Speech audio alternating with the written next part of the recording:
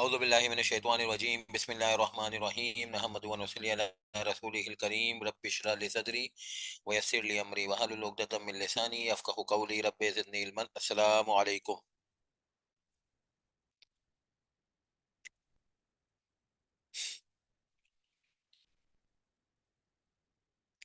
अस्सलामु अलैकुम, आपको आवाज़ आ रही है मेरी?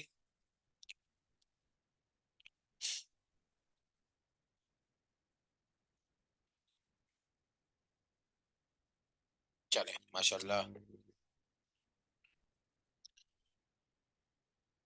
अच्छा, पिछली क्लास में हम लोगों ने अ,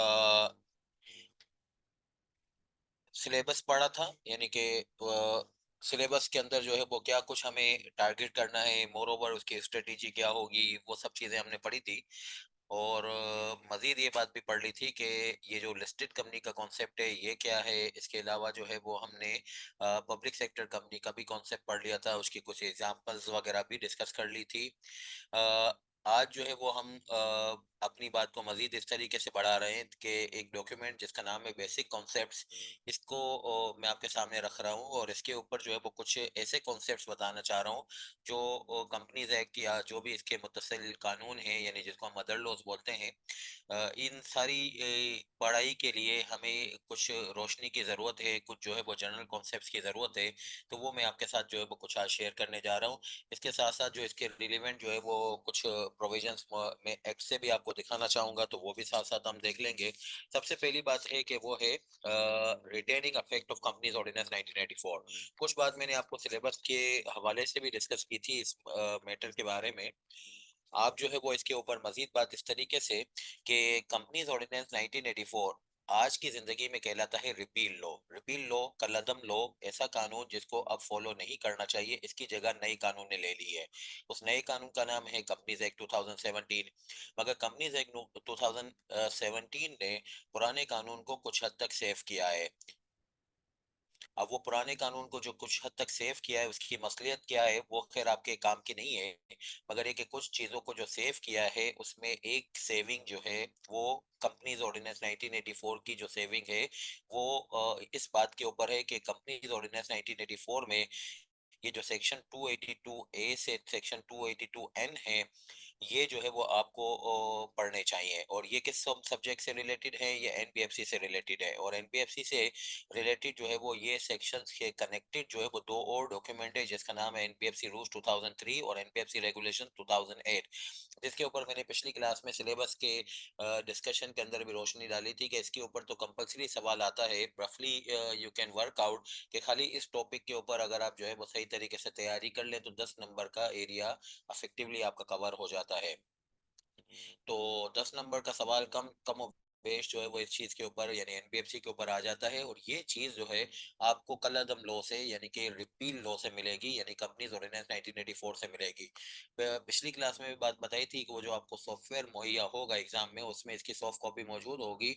हार्ड फॉर्म में जो आपके पास बाइंडेड वॉल्यूम है, उसके अंदर जो है वो एनबीएफसी का जो एरिया है इसके बिल्कुल साथ ही जो है वो ये कंपनीज ऑर्डिनेंस 1984 के रिलेवेंट सेक्शंस मौजूद हैं। इसको हम आज इसलिए पढ़ रहे हैं कि नए वाले लॉ में यानी कंपनीज एक्ट 2017 में सिरे से एनबीएफसी की कोई बात ही नहीं है। मगर एनबीएफसी पाकिस्तान के अंदर एक सेक्टर के तौर पे काम कर रहा है, तो इसकी गवर्निंग डॉक्यूमेंट कौन सी है? कंपनीज ऑर्डिनेंस 1984 है। कंपनीज ऑर्डिनेंस 1984 को पूरा नहीं पढ़ेंगे, उस हद तक पढ़ेंगे जिस हद तक इसको लॉ में सेव किया गया है या जो हमारे सिलेबस का पार्ट है। सेविंग जितनी भी है नए लॉ में पुराने लॉ से मुतालिक, वो हमेशा 509 नंबर के तहत ड्राइव होगी। सेक्शन 509 नया वाला जो लॉ है इसके अंदर जो है वो आपको ये बताता है जो कि मुख्तलिफ चीज़ों को सेव किया है, उसमें एनबीएफसी से मुतालिक चीज़ों को भी सेव किया है। अच्छा, फिर मजीद जो है वो मैं दूसरी बात आपको ये बताने जाऊं कि कोई भी पाकिस्तान का कानून होगा तो उसका नाम या तो एक्ट के नाम से जो है वो ताबीर होगा या ऑर्डिनेंस के नाम से ताबीर होगा। तो जैसे आप लोग अभी पढ़ रहे हैं उसका नाम है कंपनीज एक्ट 2017, और इसके अलावा ये जो पुराना वाला लॉ था इसका नाम था companies ordinance 1984।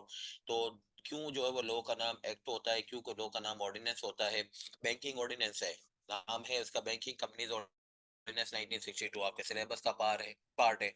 Anti money laundering act 2010, ये जो है वो एक्ट के नाम से है, ये भी आपके सिलेबस का पार्ट है।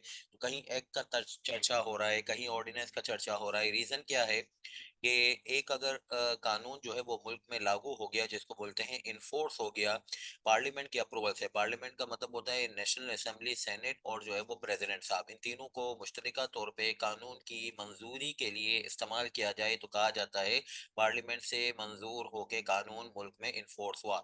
इस कानून का नाम एक्ट होता है।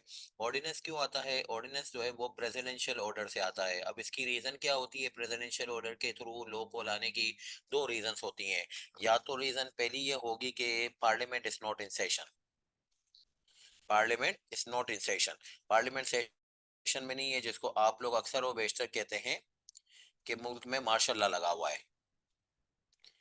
और दूसरी जो है वो रीजन ये होती है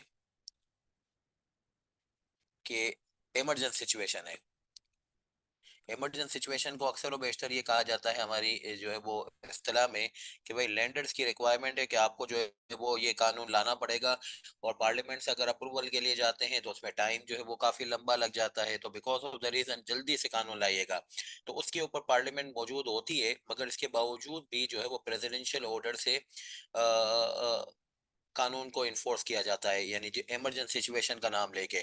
तो ऐसे लोगों को कि जो प्रेसिडेंट साहब की साइन से या भारत प्रेसिडेंट साहब की ऑर्डर से ही सिर्फ जो है वो लागू हो जाए, उसमें नेशनल असेंबली और सेनेट इन्वॉल्व ना हो, तो इसको फिर ऑर्डिनेंस के नाम से पुकारा जाता है। और ये जो है वो दो में से एक रीजन के तहत है। ये हमारे कॉन्स्टिट्यूशन के अंदर इसी तरीके से लिखा हुआ है। तो ब्रीफली मैं आपको बता रहा हूँ कि या तो प्रेसिडेंट साहब इस वजह से ऐसा करेंगे कि मुल्क में मार्शल लॉ है, भाई सेनेट और नेशनल असेंबली है ही नहीं, तो कहाँ से उनसे अप्रूवल लेने जाएं। या फिर है तो सही, मगर है कि जो है वो उनसे अप्रूवल का जो प्रोसेस है वो इतना लंबा है। और ये खास तौर पे हमारी काफी सालों से ये रवायत रही है कि कोई भी गवर्नमेंट जो है वो मजबूत नहीं होती है, काफी कमजोर गवर्नमेंट्स होती हैं। तो अपोजिशन की बहुत ठीक ठाक जो है वो उसके अंदर रेजिस्टेंस होती है। काम को जो है वो सही तरीके से निभाने के ऊपर आपको रुकावटें महसूस होंगी, और नतीजतन प्रेसिडेंट साहब मजबूरी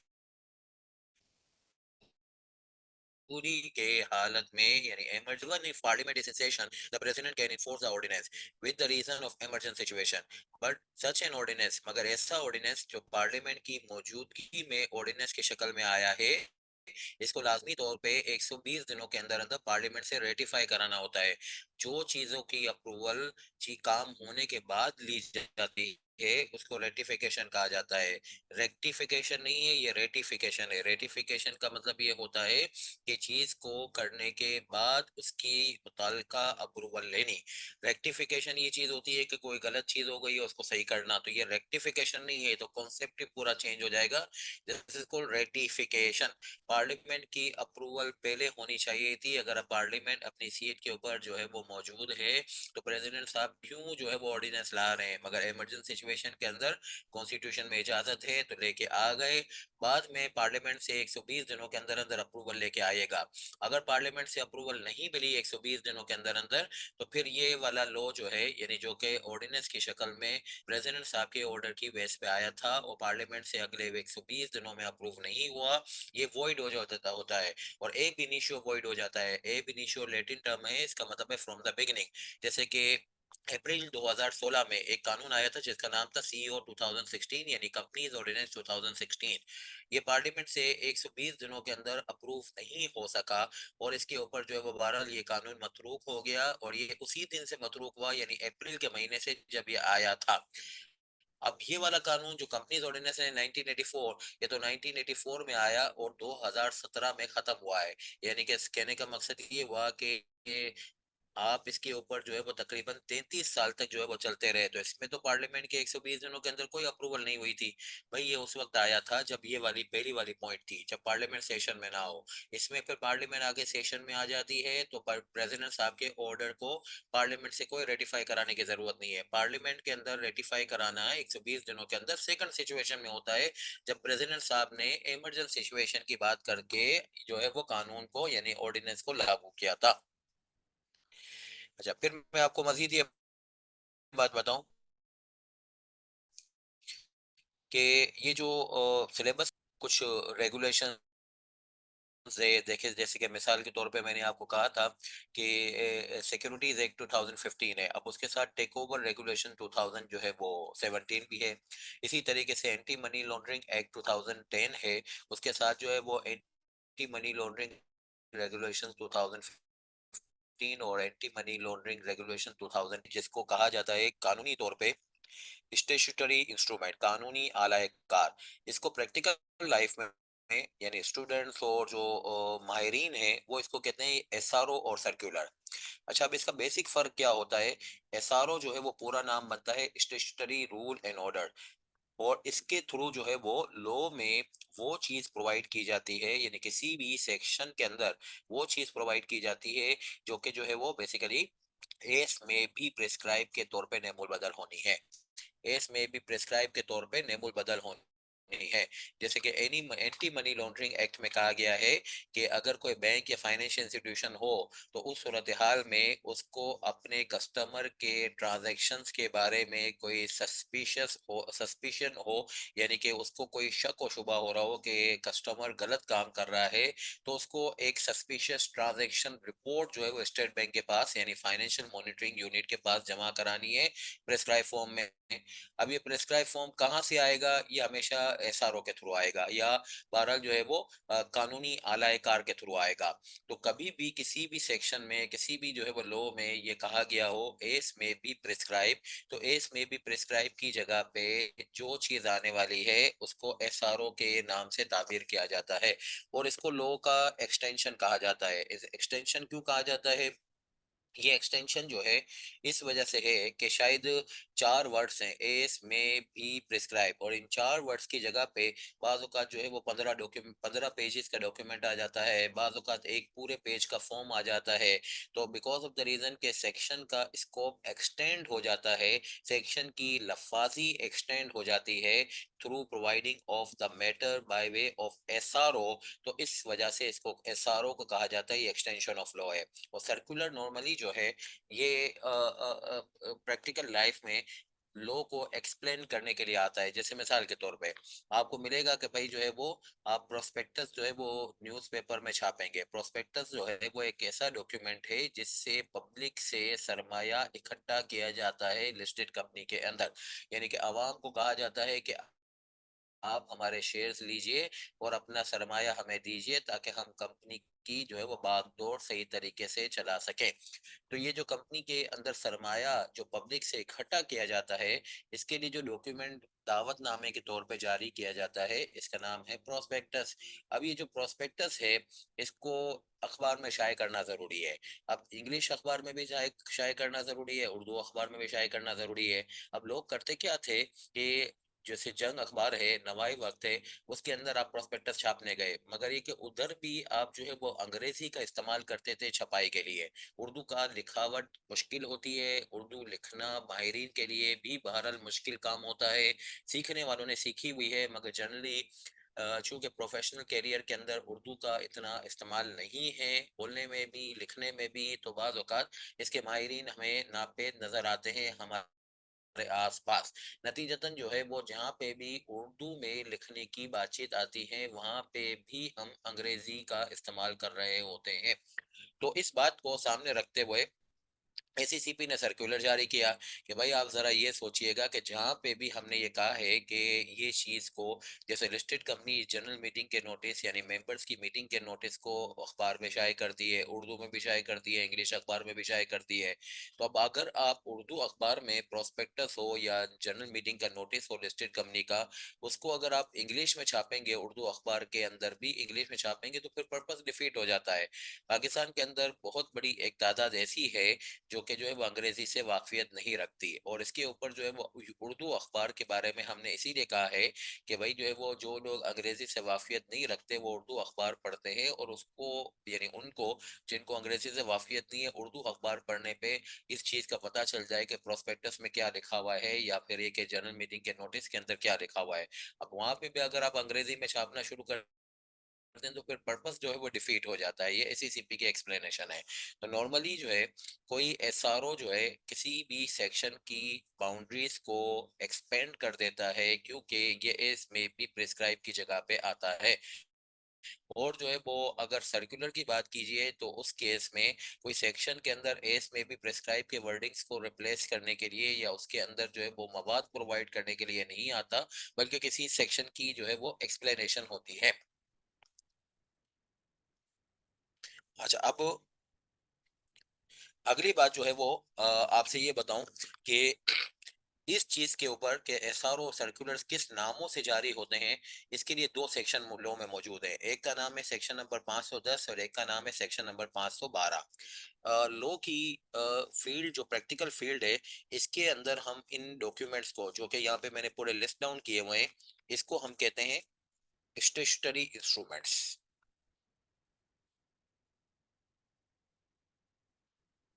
कानूनी आलाए कार। अच्छा, अब ये स्टेचुटरी इंस्ट्रूमेंट जो है, ये जारी करता है कौन? ये अभी आपको इस सेक्शन में मैं पढ़ाता हूँ। Issued by SCCP. अच्छा, अब अभी थोड़ी देर पहले आपकी वो मेरी बात हो रही थी कि भाई लॉ तो पार्लियामेंट पास करता है, और खास पर कंपनीज एक्ट की मैं बात करूं तो क्योंकि वर्ड एक्ट लिखा हुआ है तो आपको समझ आ गया कि ये तो पार्लियामेंट ने पास किया हुआ है। तो फिर एससीसीपी तो पार्लियामेंट नहीं है, ये कानून कैसे पास कर रहा है? तो ये देखिए, हर जगह पे एक डिसेंट्रलाइजेशन का और डी ऑथोराइजेशन का कॉन्सेप्ट होता है। यानी कि अगर आप जो है वो किसी काम के लिए इजाजत रखते हैं तो जरूरी नहीं है कि वो काम सारा आप खुद कीजिए। बाज़ औक़ात आपके मयार पे वो काम नहीं आता, बाज़ औक़ात जो है वो आप उस चीज़ के माहिर नहीं हैं, तो फिर आप ये काम जो है वो दूसरों से करवाते हैं। जैसे आप ऑडिट के दौरान में अगर टैक्सेशन के मैटर्स के ऊपर माहिर नहीं हैं, तो आपके फर्म के अंदर जो टैक्सेशन के उसूलों से वाकिफकार लोग हैं, उनसे जाके आप मशावरत करते हैं कि क्लाइंट के इस इशू को कैसे हैंडल करें। तो ये बेसिकली आपने अपनी ऑडिट के अंदर अपनी अथॉरिटी को डेलीगेट किया उस बंदे को जो टैक्स की वाफियत रखता है, यानी कि डिसेंट्रलाइजेशन का एक कॉन्सेप्ट आ गया। इसी तरीके से लॉ बनाने में, चाहे वो एफबीआर का कानून जिसको इनकम टैक्स लॉ कहा जाता है, चाहे जो है वो कोई और लेबर लॉज वगैरह का कानून हो, चाहे जो है वो कोई फैक्ट्रीज का कानून हो, इसी तरीके से कंपनीज एक्ट का भी कानून हो, तो उसके अंदर जरूरी जरूरी ये होता है कि आप जो है वो इसके सुपरवाइजर, यानी कि उसकी जो गवर्निंग अथॉरिटी जो कि कंपनीज एक्ट में एससीसीपी है, उसको कुछ काम डेलीगेट कीजिए, क्योंकि वो इस चीज के माहिर हैं। यानी लॉ में कुछ मामला ऐसे होंगे जो कि जेनेरिक नहीं होंगे, उसके ऊपर कोई रिसर्च, कोई जो है वो डीलिंग जरूरी होगी।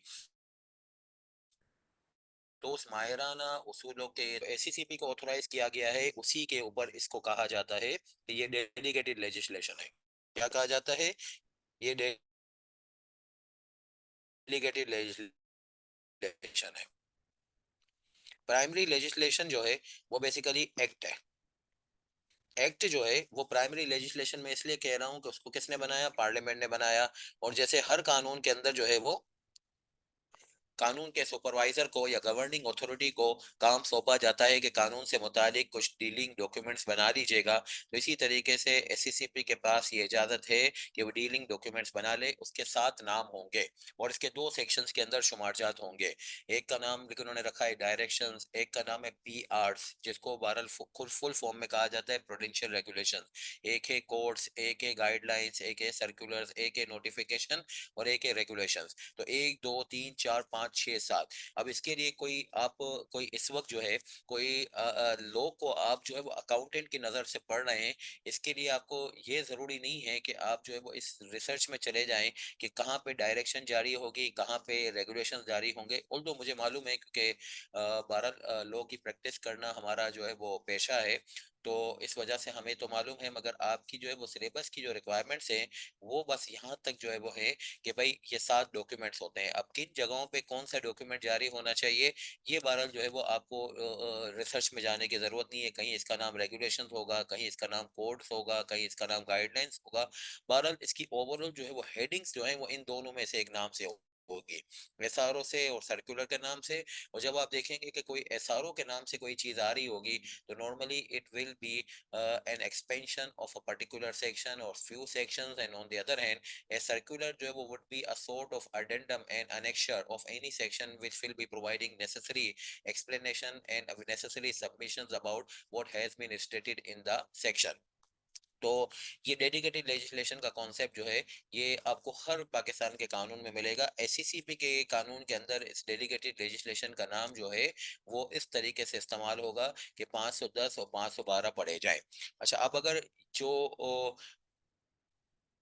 प्राइमरी लेजिस्लेशन आप फॉलो नहीं करते, तो जैसे आपको पेनल्टी लगती है, तो डेडिकेटेड लेजिस्लेशन फॉलो नहीं करेंगे तो उसके ऊपर भी आपको पेनल्टी लगेगी।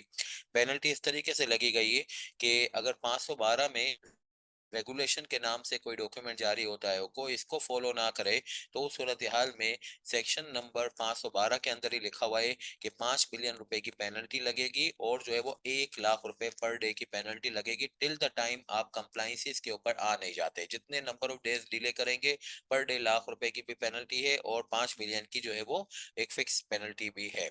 ये बहरहाल जो है वो मैक्सिमम हद है, अप टू लिखा हुआ है लगाने वाले की। ये बेसिकली यानी पेनल्टी इम्पोज करने या लगाने वाले की ये बेसिकली जो है वो सवाबदीद के ऊपर होगा कि वो मैक्सिमम के ऊपर जाए, या बहरहाल जो है वो 4 मिलियन पे इक्तफा कर ले, 3 मिलियन के ऊपर इक्तफा कर ले। अच्छा, इन चीजों के ऊपर जो है, यानी कि ये 1 2 3 4 5 6, इन तीनों के ऊपर जो है वो कोई फिक्स पेनल्टी नहीं है। यहाँ पे लेवल बेस पेनल्टी का ये शुमार है, और ये लेवल बेस पेनल्टी के लिए आपको जाना पड़ेगा सेक्शन नंबर 479 पे। सेक्शन नंबर 479 आपको ये बताता है कि 3 टाइप की पेनल्टीज होती है मुख्तलिफ सेक्शंस में। मुख्तलिफ पेनल्टी के इतराक हैं, कहीं लेवल 1 की पेनल्टी है, कहीं लेवल 2 की है, कहीं लेवल 3 की है। लेवल 3 की पेनल्टी हाईएस्ट पेनल्टी कहलाती है, और आज की क्लास में पहली दफा आप लेवल 3 की पेनल्टी का शुमार कहाँ पे करने जा रहे हैं, जहाँ पे 510 के स्टेट्यूटरी इंस्ट्रूमेंट या 510 की डेलीगेटेड लेजिस्लेशन की किसी ने वायलेशन की है। तो यहाँ पे इस वक्त हम 510 नंबर, 512 नंबर, और जो है वो 479, ये सेक्शंस को रीड करने जा रहे हैं। और इसको कैसे रीड करेंगे, किस तरीके से जो है वो इसको ग्रिप में लेंगे, वो भी मैं सिखाना चाहूंगा। और मजीद ये कि कहाँ पे किस चीज़ों को लिंक करना चाहिए, वो भी थोड़ा सा आपने यहाँ पे इस सेक्शन के अंदर सीखा कि मैंने कहाँ से कॉन्सेप्ट निकाला कि ऐसा एसआरओ सर्कुलर क्या होते हैं, फिर उसके ऊपर सेक्शंस को लेके आया, फिर डेलीगेटेड लेजिस्लेशन का कॉन्सेप्ट बताया। तो ये स्ट्रॉन्ग जो है वो इन डेप्थ लिंकिंग जो है वो बहुत ज़रूरी है जो कॉर्पोरेट लॉ का पेपर जो है वो पास करने के लिए। तो रीडिंग हमें करनी है ये of section number 510, section number 512, और सेक्शन नंबर 479। अब 479 के अंदर जो है ना, ये पेनल्टी का सेक्शन है। तो ये तो आपको बहुत सारी जगहों पे आगे भी इस्तेमाल होते रहना है 479 का सेक्शन। तो फिर बार बार हमें नहीं पढ़ना चाहिए, एक दफा पढ़ के आप भी अपने नोट्स बनाते वक्त उसको जो है वो वर्कआउट कर लीजिएगा। फिर इसके बाद जहाँ पे भी जरूरत पड़े तो बहरहाल उसी जो है वो डॉक्यूमेंट को, उसी पेज को आप इस्तेमाल करते रहेंगे बार बार। आइए, कंपनीज एक्ट के ऊपर 510 नंबर सेक्शन। यही कंपनीज एक्ट आपको इंशाल्लाह एग्जाम में दिया जाएगा। यही कंपनीज एक्ट जो है वो आपको एससीसीपी की वेबसाइट के ऊपर, यही कंपनीज एक्ट जो है वो बहरहाल आपको स्क्राइबर के सॉफ्ट फॉर्म में पढ़ने की कोशिश करें, क्योंकि आप एग्जाम में भी आसानी से इसको हैंडल कर सकें।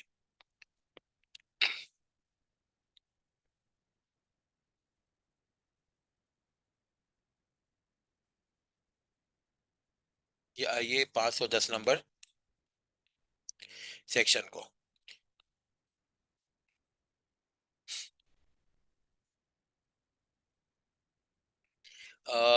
कमीशन, कमीशन का मतलब एससीसीपी है। तो एससीसीपी के पास ये पावर है कि वो डायरेक्टिव के नाम से, नंबर 1 हो गया, प्रूडेंशियल रेगुलेशंस के नाम से, कोड्स के नाम से, गाइडलाइंस के नाम से, सर्कुलर्स के नाम से, और नोटिफिकेशंस के नाम से जो है वो डॉक्यूमेंट जारी करें। ये किसके पास पावर है, ये बेसिकली एससीसीपी के पास पावर है।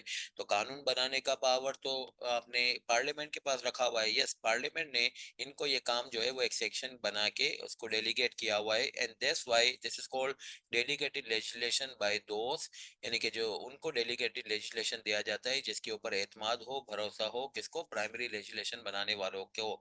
और जो है वो ये बेसिकली जो है नॉर्मली डेलीगेटेड लेजिस्लेशन का कॉन्सेप्ट उसके ऊपर जो है वो वेस्ट किया जाएगा, इन्हें सौंपा जाएगा, जो कि कानून का सुपरवाइजर या एडमिनिस्ट्रेटर हो, जो कि एससीसीपी के नाम से मंसूब है जब कॉर्पोरेट लॉ की बातचीत आती है।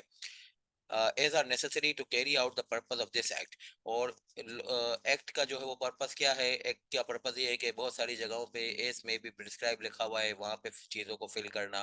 मजीद ये कि जो है वो बहुत सारी जगहों पे लोगों को जो है वो तशंगी होती है कि इसको कैसे करें, इसको कैसे करें। तो डिस्टोर्टेड जो है वो अगर व्यूज डेवलप होने शुरू हो तो उसमें यकसानियत लानी हो तो उसके लिए फिर जो है वो सर्कुलर के नाम से जारी किया जाता है।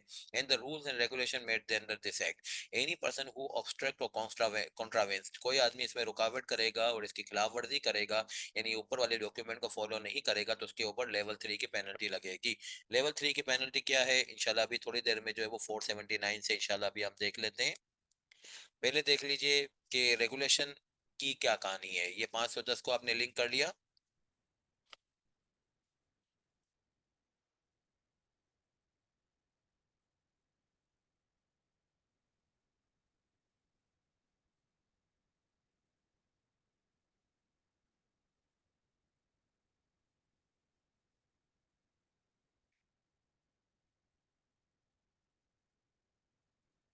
ये देखिए, power to make regulation, the commission में by notification in the official gazette. ये बेसिकली रेगुलेशन जो है एक सिरा है या एक सिलसिला है जो कि बेसिकली ऊपर से ही निकल रहा है। आप देखें छठे नंबर पे जो चीज है ना, वो नोटिफिकेशन है। नोटिफिकेशन अगर रेगुलेशंस के नाम से आएगा तो उसमें थोड़ी सी चेंजेस ये हो जाएगी कि power to make regulation conferred by this section shall be subject to the condition of previous previous publication. ये डॉक्यूमेंट जो है वो जो 6 जारी हो रहे हैं, अगर इसमें नोटिफिकेशन रेगुलेशंस के नाम से नहीं है तो एससीसीपी ने बस जारी कर दिया और वो इम्प्लीमेंट हो गया। मगर ये कि अगर जो है वो रेगुलेशंस के नाम से कोई नोटिफिकेशन जारी होता है तो उसमें पहले वो ड्राफ्ट फॉर्म में आएगा। ड्राफ्ट फॉर्म में आएगा, क्या होगा, प्रीवियस पब्लिकेशन होगी। And before making any regulation the draft thereof shall be published in the manner considered most appropriate by the commission for eliciting या inviting public opinion thereon within a period of not less than 14 days। कम से कम 14 दिनों का अरसा जो है वो दिया जाएगा और इसकी बेस पे जो है वो रेगुलेशंस का इतलाक होगा। जैसे आपके सिलेबस के अंदर एक नई चीज ऐड हुई है कि अनलिस्टेड कंपनी की बाईबैक के रेगुलेशन। अब अनलिस्टेड कंपनी की जो बाईबैक की रेगुलेशन है, उस रेगुलेशन को चूंकि रेगुलेशन के नाम से एसआरओ जारी हुआ है, नोटिफिकेशन जारी हुआ है, तो पहले एससीसीपी ने इसके ऊपर पब्लिक कमेंट्स इनवाइट किए थे। अब कैसे इनवाइट किए थे, ये इन्होंने जो है वो वेबसाइट के थ्रू किए थे। कि अखबार में करना जरूरी है, नहीं, एससीसीपी को जो मुनासिब लगेगा वही करेंगे, मगर पब्लिक कमेंट्स इनवाइट करेंगे। कम से कम कितने दिनों का टाइम देना चाहिए पब्लिक को कि वो अपने कमेंट्स को सबमिट करें? 14 दिनों का टाइम देना चाहिए। तो भाई इसमें जो है अनलिस्टेड कंपनी के बायबैक के जो रेगुलेशंस आए हैं सिलेबस के अंदर, इसके अंदर तो पब्लिक को कमेंट्स के लिए बहुत ज्यादा दिन दिए गए थे।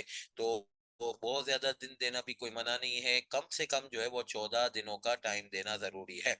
नॉट लेस देन 14 डेज देने जरूरी है। Any regulation made under subsection 1 may provide that a contravention thereof shall be punishable with penalty which may extend to a 5 million rupees। और जो है वो इसके साथ साथ अगर कॉन्ट्रावेंशन जो है आप कंप्लाई नहीं कर लेते, यानी कि रेगुलराइज नहीं कर लेते, तो टिल द टाइम आप इसको जो है वो फॉलो नहीं करेंगे यानी रेगुलेशन को, तो फर्दर थम का भी एक पेनल्टी लगती रहेगी जो कि 100,000 रुपीज पर डे है। टिल द टाइम आप इसको सही नहीं कर लेते। आप शायद दोनों केस में वर्ड है एक्सटेंट। लोग की थोड़ी सी ये बारीकी होती है तो इसको थोड़ा सा हमें ध्यान रखना पड़ता है। एक्सटेंड का मतलब ये कि जो केस को एडजुडिकेट करेगा, जो केस को लगाएगा, जो केस के ऊपर जो है वो सुनवाई करेगा पेनल्टी लगाने के लिए, उसकी जो है वो बहरहाल आपकी डीलिंग होगी जिसमें पेनल्टी की मैक्सिमम एक्सटेंट या उसके अंदर कहीं रहते हुए पेनल्टी लगाई जाएगी।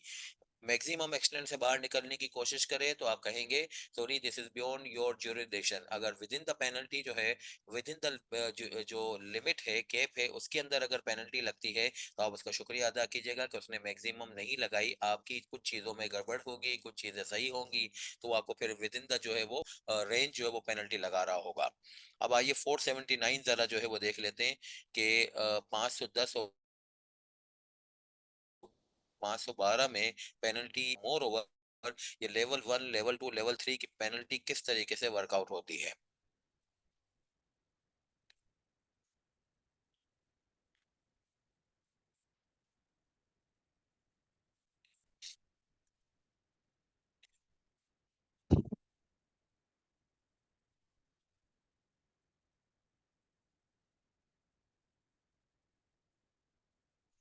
अक्सर व बेशतर हमारे स्टूडेंट जो क्लास में पढ़ के फारिग होते हैं, क्लाइंटों पे जाते हैं और वहाँ पे जो है वो शोर मचाना शुरू कर देते हैं, ओहो आपने तो जो है इस सेक्शन की वायलेशन की, उस सेक्शन की वायलेशन की, और पेनल्टी की लाइबिलिटी बुक कीजिए। तो पेनल्टी की लाइबिलिटी कभी भी बुक नहीं होगी। पेनल्टी हमेशा इम्पोज होने से पहले एक प्रोसेस जिसको कहते हैं एडजुडिकेशन का प्रोसेस, उससे वर्कआउट होगी। कभी भी एडजुडिकेशन के बगैर, एडजुडिकेशन क्या होता है अभी नीचे आ जाएगा, मगर एडजुडिकेशन के बगैर लाइबिलिटी पेनल्टी की बुक नहीं होती है। ये के पेनल्टी की लाइबिलिटी बुक नहीं की जाती ऑडिट के दौरान में कि भाई अभी एडजुडिकेशन का प्रोसेस कहाँ से शुरू हुआ है। अब एडजुडिकेशन का प्रोसेस होगा तो उसमें जो मुख्तलिफ चीज़ें होती हैं उसके अंदर नमो पजीर होती हैं। उसमें एक बात ये भी होती है कि भाई वो मैक्सिमम एक्सटेंट पे पेनल्टी लगा रहा है कि विद इन द रेंज लगा रहा है। तो जब तक पेनल्टी का एडजुडिकेशन प्रोसेस नहीं होगा तो आपने पेनल्टी की कंडीशन भी, यानी कि लगने की कंडीशन, यानी एडजुडिकेशन के प्रोसेस को अभी तक फॉलो नहीं किया। मोर ओवर अभी भी अमाउंट भी असर्टेन नहीं है, तो लाइबिलिटी कैसे बुक हो सकती है।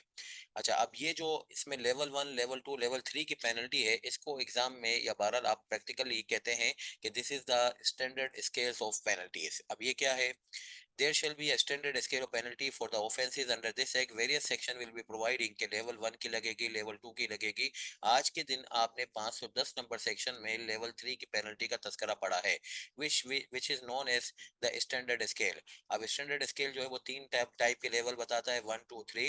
1 के अंदर जो है वो 25,000 रुपए तक की पेनल्टी, 2 के अंदर 5 लाख रुपए तक की, और जो है वो 100 मिलियन की पेनल्टी हाईएस्ट वन जो कि लेवल 3 की है। और इसमें पर डे की पेनल्टी जो है वो 500 रुपए तक, और जो है वो 1,000 रुपए तक दूसरे स्केल के अंदर, और फिर जो है वो 5 लाख रुपए तक। हर एक केस में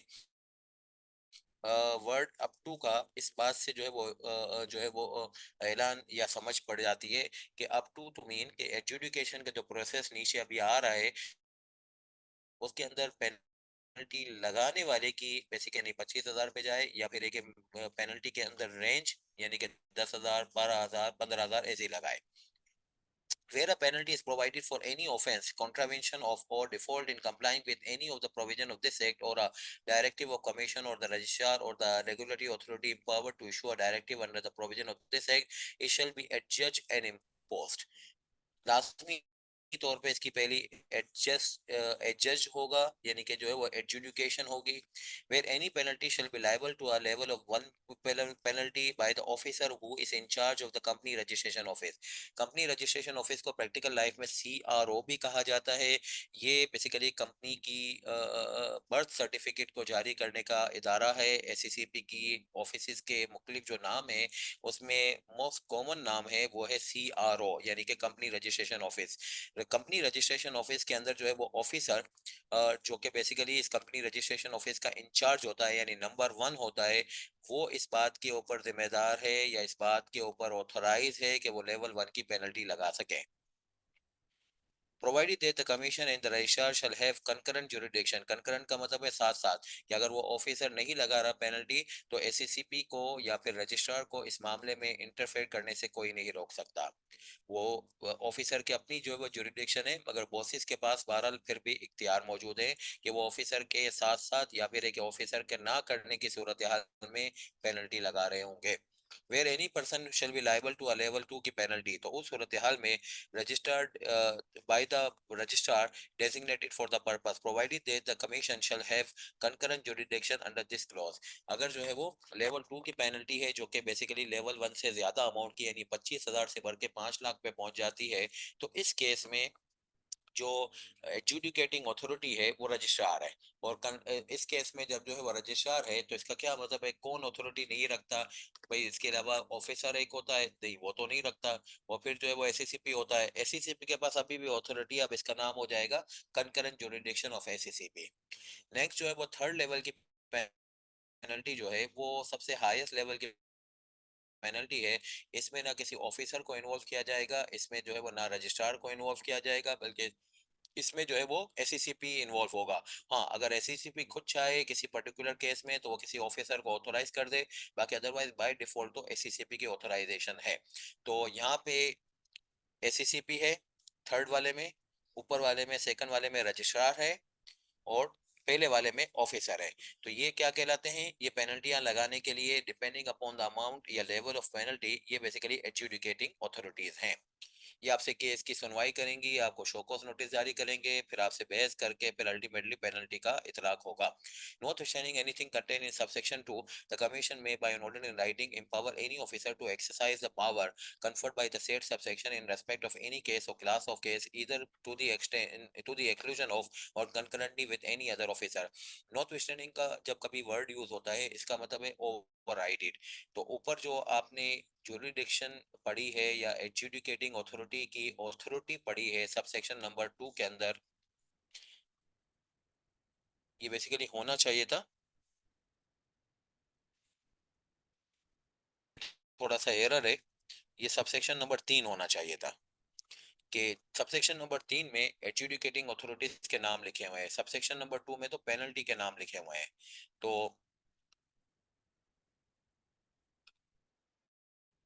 अब बहरहाल कोई हमें बात समझ में आ गई, तो इसको एग्जाम में कोई कुरेदने की जरूरत नहीं है। तो जो पॉइंट है वो समझ लीजिए कि नॉर्थ वेस्टर्निंग का मतलब होता है ओवरराइड। ऊपर हमने कोई ना कोई अथॉरिटी को डिफाइन किया हुआ है कि लेवल 1, लेवल 2, लेवल 3 की पेनल्टियां कौन कौन लगा सकता है। अब जो है वो कि सबसेक्शन 3 को ओवरराइड कर दे यानी नॉर्थ वेस्टर्निंग कर दे।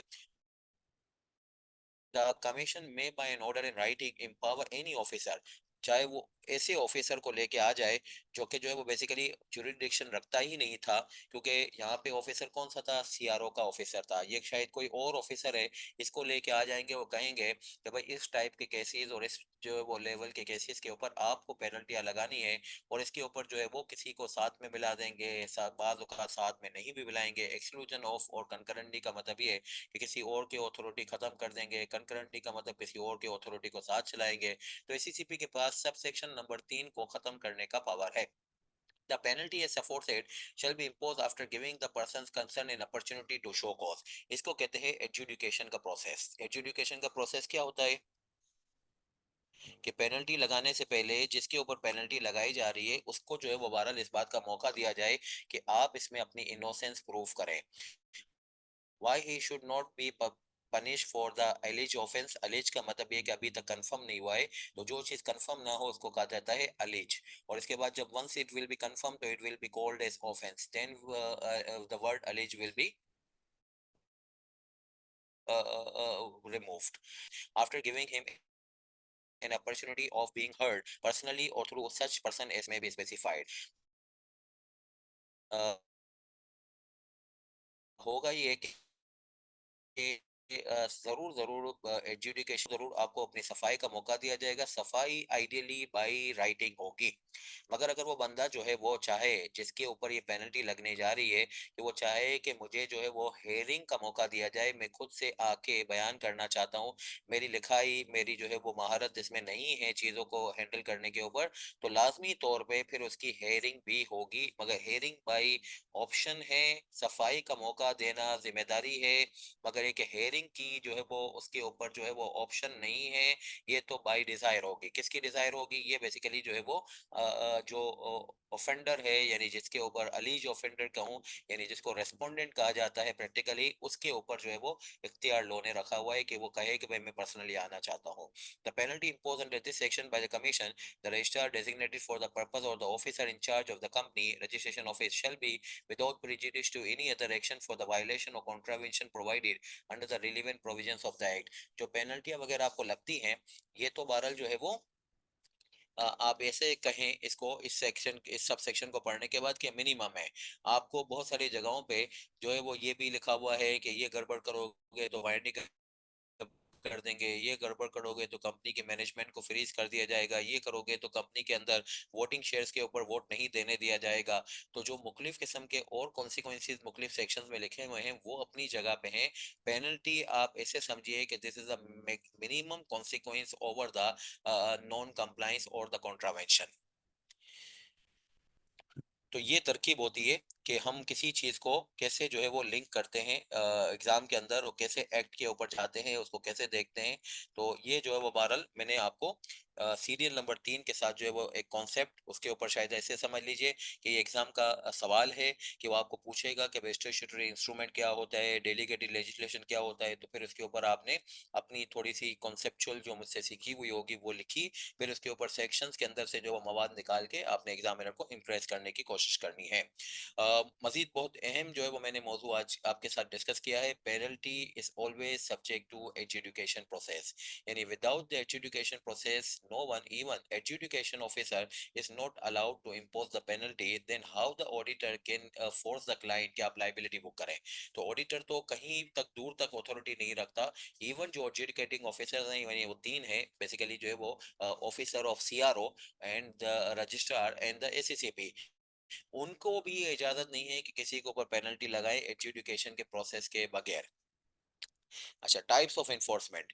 कोई भी कानून जो है वो लागू होता है, जैसे हमारे कलाम पाक जो हमारा बेसिक जो है वो कानून है या बेसिक लॉ है हमारी जिंदगी का, यानी अल्लाह का कलाम, वो भी पीसमील उसकी इन्फोर्समेंट हुई थी। आप अक्सर सुनते होंगे या बहरहाल आपने जो है वो पूरी जानकारी रखी हुई होगी कि कम पेश जो है वो 23 साल यानी 22 साल और 6 माह के अंदर, 7 माह के अंदर जो है ये आसमान से जो है वो जमीन के ऊपर जो है वो नाजिल हुआ, नबी पाक सल्लल्लाहु अलैहि वसल्लम के जो है वो हार्ट पे नाजिल हुआ, और वहां से फिर साहबा और फिर उनके थ्रू जो है वो हमारे पास मुंतकिल हुआ। तो ये जो कलाम पाक है ये एक दिन में सारे जो है वो कवानीन यानी कलाम पाक जो है वो के अंदर जो है वो इन्फोर्स नहीं किया गया, तो पाकिस्तान में बहुत सारे कानून बनते वक्त जो है वो ये तकाजा होता है, या फिर एक जो है वो बनाने वालों ने खुद अपनी मंतक रखी हुई होती है कि एकदम से ये एब्जॉर्ब नहीं होगा, इसको थोड़ा थोड़ा करते हैं। जैसे कि मेरे दौर में जब मैंने एग्जाम दिया था तो कंपनीज ऑर्डिनेंस 1984 पढ़ा जाता था।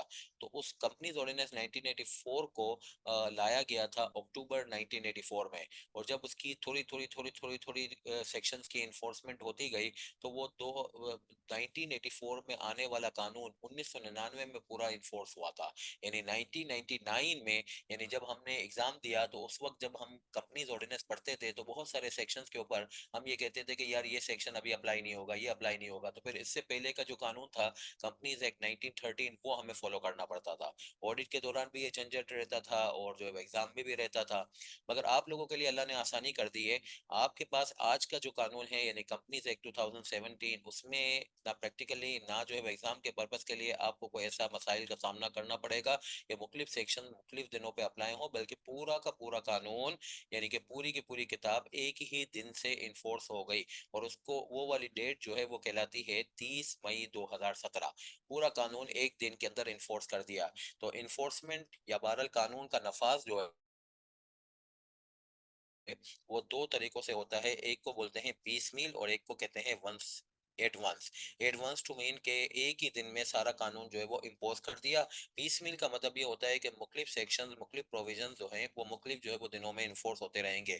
How long it will take कि भाई पूरा का पूरा कानून इन्फोर्स हो जाए, ये तो बहरहाल कानून खुद ही बताएगा। मगर एक जो है वो आपके आज के दिनों में जो कंपनीज एक्ट आपको पढ़ना है वो एडवांस सारा का सारा इन्फोर्स हो गया है। पीस मील का मतलब different provisions on different dates, और एट वंस का मतलब ये कि सेम डे पे यानी एक ही दिन पे सारा कानून लागू हो गया। जैसे कि कंपनीज एक्ट 2017 जो है वो 30 मई 2017 पे इन्फोर्स हो गया। अब ये नॉर्मली कहाँ पे लिखा होता है कि ये एट वंस होगा या फिर एक ये पीस मील होगा?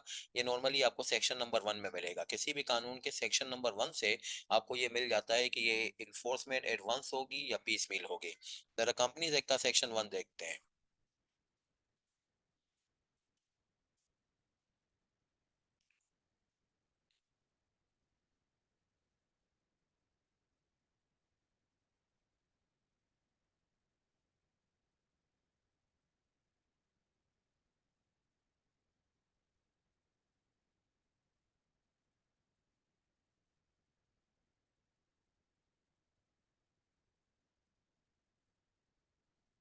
ये देखिए, This act may be called Companies Act 2017. It extends to whole of Pakistan, यानी पूरे पाकिस्तान में अप्लाई होता है। ये एक्ट जो है इस वक्त जिस वक्त आया उसमें कहा गया कि ये एडवांस है। एडवांस टू मीन के एक ही दिन में सारा।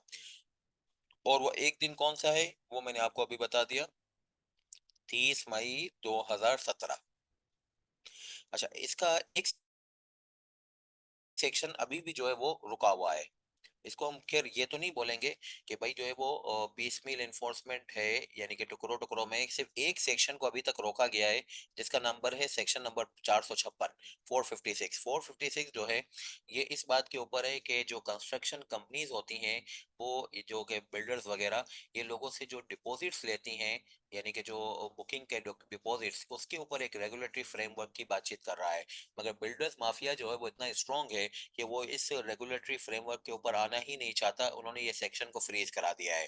तो ये section 456, which shall come into force on such date as the federal government or an authority or person authorized by it may by notification, इन इसके ऊपर एक एसआरओ जारी होगा जिसके तहत ये 456 भी इन्फोर्स हो जाएगा। फॉर द टाइम बिंग ये एसआरओ अभी तक आया ही नहीं है, स्टिल अवेट। वो कैसे आएगा? पंजाब के चीफ मिनिस्टर बनने वाले हैं अलीम खान साहब, अबे अलीम खान साहब के से एक छोटा कहाँ पे आपको कोई बिल्डर मिलेगा? अब ये थोड़ी कोई इनके अपने वेस्टेड इंटरेस्ट होते हैं।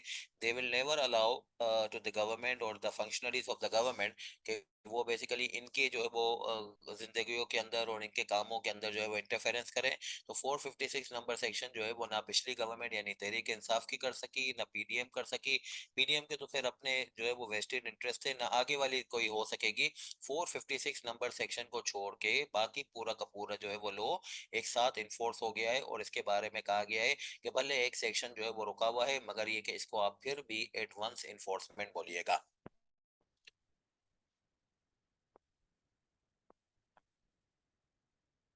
आइए।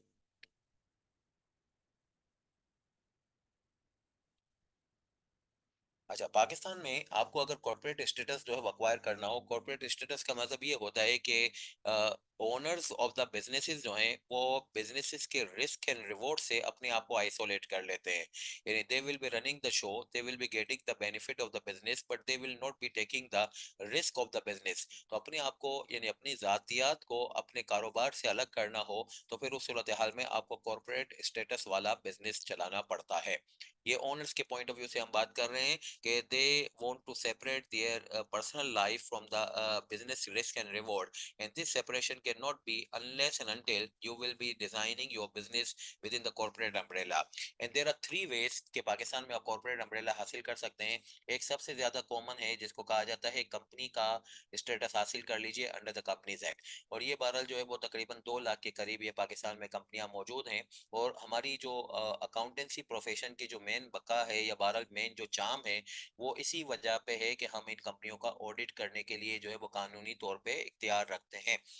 तो कंपनी का स्टेटस हासिल कर लीजिए अंडर द कंपनीज एक्ट। दूसरा जो है वो कॉर्पोरेट स्टेटस हासिल करना हो, तो आप जो है वो बेसिकली पार्लियामेंट का स्पेशल इनेक्टमेंट के थ्रू जो है वो काम कर लीजिए। जैसे कि मैं आपको एग्जांपल दूं कि ये पार्लियामेंट के स्पेशल इनेक्टमेंट का मतलब क्या, कि स्टेट बैंक ऑफ पाकिस्तान जो है वो एक कॉर्पोरेट एंटिटी है, यानी कि कंपनी है, यानी कि जो स्टेट बैंक ऑफ पाकिस्तान का ओनर है गवर्नमेंट ऑफ पाकिस्तान, वो स्टेट बैंक ऑफ पाकिस्तान की लाइबिलिटीज के लिए या फिर एक इसके जो है वो कारोबार के लिए जो है वो अपने आप को जो है वो हल्का नहीं करेंगे, यानी कि उन्होंने अपने आप को सेपरेटली जो है वो रखा हुआ है।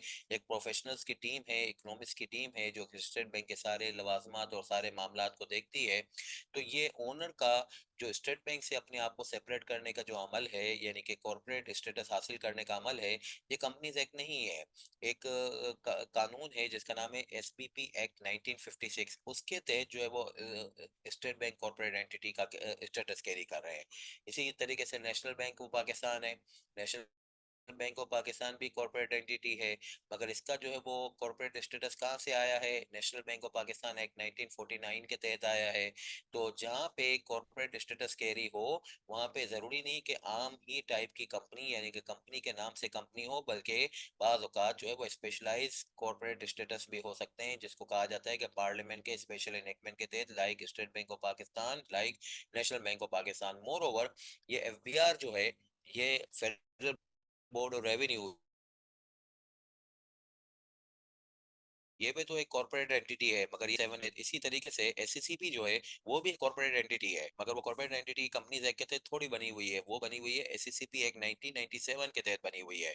तो दोस corporate status which although are enjoying the separate entity concept but are not formulated within the companies act, यानी कि जो उमूमी कानून है उसके तहत नहीं बने हुए हों, तो दूसरा रास्ता ये होता है कि ये जो है आप स्टेचुटरी बॉडी के तौर पे अपने आप को बना लीजिए, मगर नॉर्मली ये गवर्नमेंट एंटिटीज होती है, आप और मैं जो है वो बहरहाल ये रास्ता कैरी नहीं कर सकते। जी, लिमिटेड लाइबिलिटी, कॉर्पोरेट स्टेटस का मतलब Usman limited liability, limited liability कह दीजिए। और इतना एडवांस बनने की अगर हम जरूरत ना हो हमें, तो हम ये कहें कि separation of business from the personality, यानी कि मैं अपनी जात को अपने बिजनेसेस के साथ अलग करना चाहता हूँ, यानी कि उससे अटैच नहीं करना चाहता, तो इसको आप लिमिटेड लाइबिलिटी बोलिए, उसको कॉर्पोरेट वेल बोलिए, इसको पियर्सिंग ऑफ वेल ऑफ बोलिए, तो कुछ भी आप इसको बोल सकते हैं, मगर एक आज की क्लास में मैं इसको आपको ये कहूंगा कि सेपरेशन का कॉन्सेप्ट। नेक्स्ट, अच्छा, पाकिस्तान में ऐसी भी कंपनियां मौजूद हैं जो कि पाकिस्तान में ना स्पेशल इनेकमेंट के तहत बनी है, पार्लियामेंट के कोई सेपरेट कानून के तहत भी नहीं बनी, ना आम कानून यानी कंपनीज एक्ट के तहत नहीं बनी, बल्कि कोई फॉरेन लॉ के तहत बनी हुई है, जैसे कि आईबीएम पाकिस्तान का नाम शायद आपने सुना हो।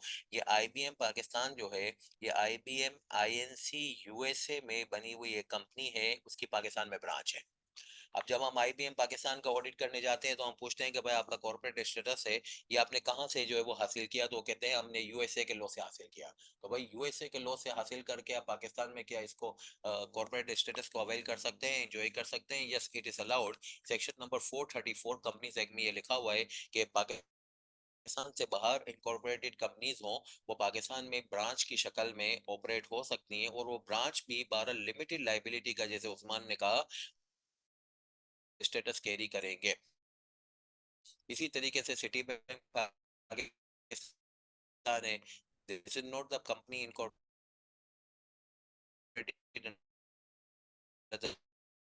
पाकिस्तानी लॉ अंडी जो ऑपरेशन लगा, और नतीजतन जो है पाकिस्तान में ये फॉरेन कंपनी के नाम से मशहूर हुई। इसी तरीके से ईएनआई है, इसी तरीके से शेवरॉन है। तो there are lot many companies in Pakistan जो कि ना कंपनीज एक्ट के तहत बनी हुई हैं, ना जो है वो पार्लियामेंट के स्पेशल इनेकमेंट के तहत बनी हुई है, बल्कि फौरन कानून के तहत बनी हुई है। अब सवाल ये पैदा होता है कि क्या हर चीज के ऊपर सेम तरीकों से जो है वो पाकिस्तानी लॉज अप्लाई होते हैं, यानी जाहिर बात है मैं कॉर्पोरेट लॉ पढ़ा रहा हूँ इस वक्त, तो मैं कॉर्पोरेट लॉ की बात करूंगा। कंपनीज एक्ट अगर जो है वो आपकी बेसिस बना है बनने की, तो फिर उस सूरत हाल में पूरा कंपनीज एक्ट आपके ऊपर अप्लीकेबल होगा। और अगर जो है वो आप पार्लियामेंट के स्पेशल इनेकमेंट के तहत बने हुए हैं, तो उस सूरत हाल में पार्लियामेंट के स्पेशल इनेकमेंट के तहत बनाया ही इसीलिए था कि हमें कंपनीज एक्ट समझ में नहीं पड़ रहा। स्टेट बैंक ऑफ पाकिस्तान कहने लगा कि हमारा काम ऐसा है कि जो कि पाकिस्तान में किसी का काम नहीं है, हम सेंट्रल बैंक है। एससीसीपी ने कहा कि हमारा काम ऐसा कि जो पाकिस्तान में किसी कंपनी का काम नहीं, हम तो बेसिकली कंपनियों के सुपरवाइजर हैं, निगरान हैं। एफबीआर कहने लगा कि हमारा ऐसा काम कि जो पाकिस्तान में किसी का काम नहीं, हम नॉन कॉम्पिटिटिव एंटिटी है, यानी कि हम रेवेन्यू को इकट्ठा करते हैं गवर्नमेंट के नाम से, तो हमारा जो है वो कंपनीज एक्ट में काम नहीं चल सकता, हम तो बिल्कुल ही अलग है। तो जो पार्लियामेंट के स्पेशल इनेकमेंट के तहत बनी हुई एंटिटीज होती हैं, वो बनी इसीलिए हैं कि पार्लियामेंट के स्पेशल इनेकमेंट के तहत, कि उनको कंपनीज एक्ट फॉलो नहीं करना था, तो इस वजह से उनके ऊपर कंपनीज एक्ट अप्लाई नहीं होगा। मगर अगर अगर जो है आपने पार्लियामेंट के स्पेशल इनेकमेंट के तहत बनाई हुई को स्टॉक एक्सचेंज में लिस्ट करवा दिया, तो फिर उस सूरत हाल में भले वो पार्लियामेंट के स्पेशल इनेकमेंट के तहत बनी हुई हो, उसके ऊपर सिलेक्टेड सेक्शंस अप्लाई होने शुरू हो जाते हैं। सिलेक्टेड सेक्शंस कौन कौन से हैं? एक है 130 नंबर। 130 नंबर जो है वो क्या कहता है कि हर कंपनी को अपनी एनुअल लिस्ट ऑफ मेंबर जो है वो रजिस्ट्रार के पास दाखिल करनी होती है। 132 नंबर सेक्शन एजीएम का है। 200, ये 30 नहीं है, ये 220 है। 220 से 239 ये अकाउंट से रिलेटेड है। 247 से लेकर 267 270, ये सारे जो है वो एक ही चीज के हैं, जो कि ऑडिट और इन्वेस्टिगेशन है। तो ऑडिट और इन्वेस्टिगेशन के सेक्शंस हो, या अकाउंट्स के सेक्शंस हो, या फिर एजीएम की बात हो, या फिर एक एनुअल लिस्ट ऑफ मेंबर्स की बात हो, तो पार्लियामेंट के स्पेशल इनेक्टमेंट के तहत बनी हुई एंटिटी के ऊपर भी ये कंपनीज एक्ट के सेक्शन अप्लाई होने शुरू हो जाएंगे। मगर ये सिर्फ उसी वक्त अप्लाई होंगे जब जो है वो उनकी सिक्योरिटी स्टॉक एक्सचेंज में लिस्ट हो। जैसे कि पीआईए की सिक्योरिटी लिस्ट है, पीआईए के ऊपर अप्लाई होने शुरू हो जाएंगे। ओके, पीआईए ने तो अब ये किया हुआ है कि उन्होंने अपने आप को यहाँ से उठा के यहाँ पे ले आए, कंपनीज एक्ट में अपने आप को बना लिया। इसी तरीके से पाकिस्तान री इंश्योरेंस कॉर्पोरेशन है, उसने भी बहरहाल अपने आप को यहाँ से जो है वो उठा के यहाँ पे ले आए। पाकिस्तान नेशनल शिपिंग कॉर्पोरेशन है, वो अभी भी यहाँ पे है, उसके ऊपर कंपनीज एक्ट अप्लाई पूरा नहीं होता है, उसकी security Pakistan national shipping corporation की चूंकि स्टॉक एक्सचेंज में लिस्टेड है, तो ये लिमिटेड सेक्शन हम अप्लाई करते हैं। State life insurance corporation, state life insurance corporation एक 1956 के तहत बनी हुई स्टैट्यूटरी बॉडी है, उसके ऊपर हम कंपनीज एक्ट बिल्कुल भी अप्लाई नहीं करते, क्योंकि उनके ये सिक्योरिटीज स्टॉक एक्सचेंज में लिस्टेड नहीं है। तो अगर स्टॉक एक्सचेंज में लिस्टेड होंगी सिक्योरिटी, तो लिमिटेड वे में इन स्टैट्यूटरी बॉडीज के ऊपर भी हम कंपनीज एक्ट अप्लाई करना शुरू कर देते हैं। अब ये बात कहाँ लिखी हुई है कि ऐसे करना चाहिए? ये बात जो है वो लिखी हुई है सेक्शन नंबर 505 नंबर, और इसका सब सेक्शन नंबर 2। आइए।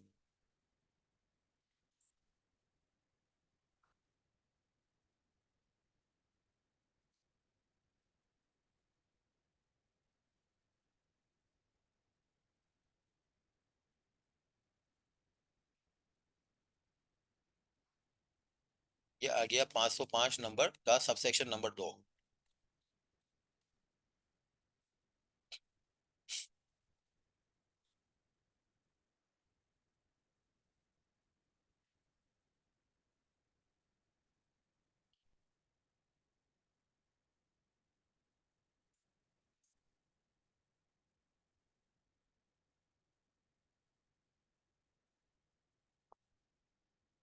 ये देखिए, ये लिखा हुआ है द प्रोविजन ऑफ सेक्शन 130, जो मैंने कहा कि एनुअल लिस्ट ऑफ मेंबर से मुतालिक है। 132 जो एजीएम से मुतालिक है। 220 से 239 जो कि बेसिकली जो है वो फाइनेंशियल स्टेटमेंट्स और अकाउंटिंग रिकॉर्ड से मुतालिक है।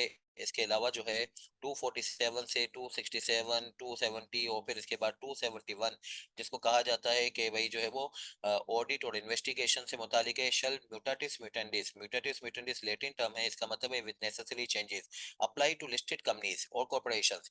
वो वाली लिस्टेड कंपनीज और कॉर्पोरेशन जो कि स्पेशल एनेकमेंट के तहत बनी हुई है, अगर वो स्पेशल एनेकमेंट के तहत वो बनी हुई एंटिटीज अपने आप को लिस्टिंग के ऊपर लेके ना आए, तो हमने उनको बरी जिम्मा कर लिया कि वो कंपनीज एक्ट को फॉलो ना करें। और जाहिर बात है, उनको कंपनीज एक्ट फॉलो करना होता तो वो कंपनीज एक्ट के तहत अपने आप को नहीं बनाते, वो स्पेशल इनेकमेंट के तहत क्यों बन रहे हैं? उनको कंपनीज एक्ट से कंफर्ट महसूस नहीं हो रहा था, मगर जब वो लिस्टिंग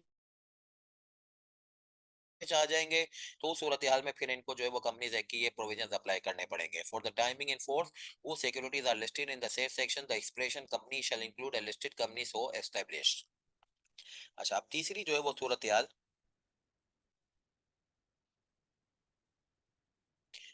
जो फॉरेन इनेकमेंट वाली कंपनी है उसके ऊपर जो है वो सेक्शन 434 से 450 तक जो है वो सेक्शन सिर्फ अप्लाई होंगे।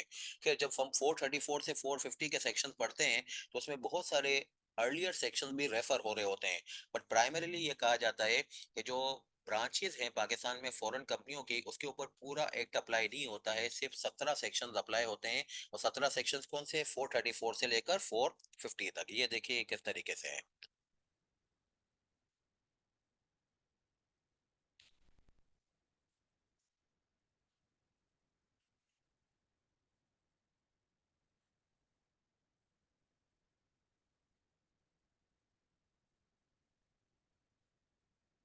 ये रहा, जो कंपनी एस्टेब्लिश होती है आउटसाइड पाकिस्तान, लाइक जो है वो सिटी बैंक है, लाइक जो है वो आईबीएम है, लाइक जो है वो ईएनआई है, शेवरॉन है।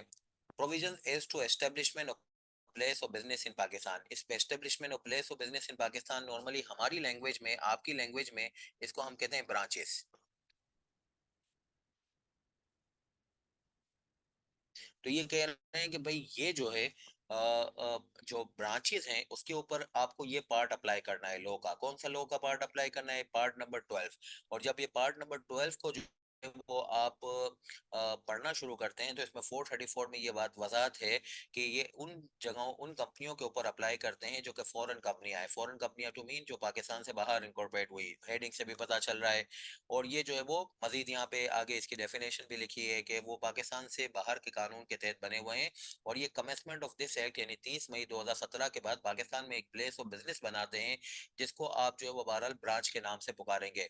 तो इनके ऊपर जो है वो आपको ये वाले सेक्शंस अप्लाई करने हैं जो पार्ट 12 के नाम से कहलाते हैं। और ये पार्ट 12 जो है ये बेसिकली जो है वो खत्म हो जाता है 450 के ऊपर।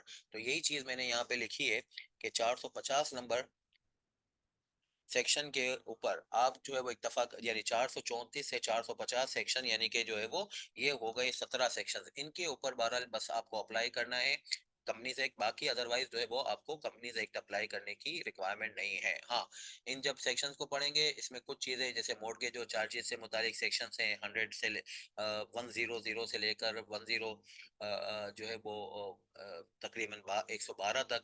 तो उसमें रेफर कहा गया है कि उसमें वो सेक्शन फॉलो कीजिए, ये सेक्शन फॉलो कीजिए, तो वो फिर एक अलग बात है। बाकी otherwise primarily it will be called as कि जब कोई बाहर से कोई इन्वेस्टर पाकिस्तान में आएगा और हमें पूछेगा कि हम ब्रांच बनाना चाहते हैं, कि वी विल से कि भाई जो है वो इसके ऊपर तो सिर्फ 17 सेक्शन ही अप्लाई होंगे। अच्छा, ये तमाम कॉर्पोरेट स्टेटस जो पाकिस्तान के होते हैं, इन कॉर्पोरेट स्टेटस को कलेक्टिवली कहा जाता है कि ये बॉडी कॉर्पोरेट है। यानी कि अगर आप पाकिस्तान में कॉर्पोरेट स्टेटस वाली एंटिटी को गिनना चाहें तो कहा जाता है कि ये तीन है। कंपनीज एक्ट के तहत कंपनी बनी, पार्लियामेंट के स्पेशल इनेक्टमेंट के तहत एंटिटी बनी, या फिर एक फॉरेन लॉ के तहत कंपनी बनी। अब इन तीनों को एक साथ यकजा करके पुकारना हो, जैसे एक स्टूडेंट का नाम ए है, एक का नाम बी है, तमाम स्टूडेंट्स को एक साथ पुकारना हो तो ए बी सी डी इस तरीके से बोलने के बजाय बोलिए कि भाई स्टूडेंट्स। तो तमाम कॉर्पोरेट स्टेटस जो पाकिस्तान में हैं उनको अगर कैरी करना हो, उनको जमा करना हो तो कहिए बॉडी कॉर्पोरेट। यहाँ पे मैं आपको जो है वो पढ़ाना चाहूंगा कि refer the definition of company and body corporate.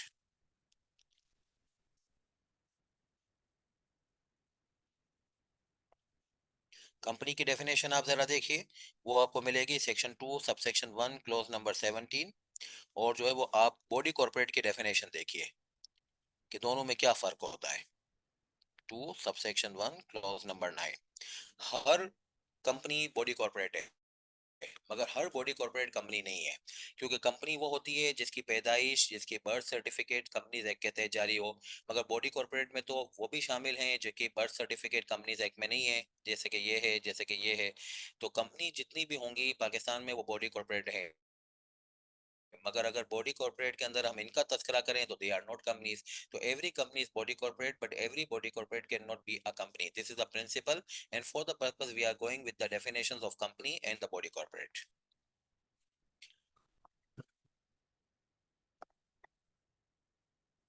Tayyab Khan, इस दफ़ा बिल्कुल सर्च का ऑप्शन था लिमिटेड वे में। तो बहरहाल आप सर्च के ऑप्शन के साथ जो है वो एग्ज़ाम में भी कर सकते हैं, यहाँ पे भी कर सकते हैं मेरे साथ भी।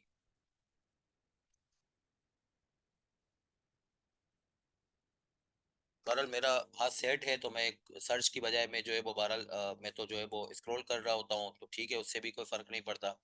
अच्छा sir, what if place of business establish before commencement. वो 434 में मैंने लिखा वो पढ़ाया जो अभी तैयब, उसके अंदर ये खास तौर पे लिखा हुआ है जो कंपनीज एक्ट से पहले के जो प्लेस ऑफ बिजनेस हैं उनको भी बहरहाल जो है वो आप फॉरेन कंपनी के नाम से पुकारोगे या ब्रांचेस के नाम से पुकारोगे। मगर खैर वो इतना अहम मौजू नहीं था तो इस वजह से मैंने उसको डिस्कस नहीं किया। मगर जो सेक्शन 434 पढ़ा है उसमें आपके सवाल का जवाब मौजूद है। अच्छा, अब आइए मैं आपको कंपनी के डेफिनेशन के ऊपर लेके जा रहा हूँ।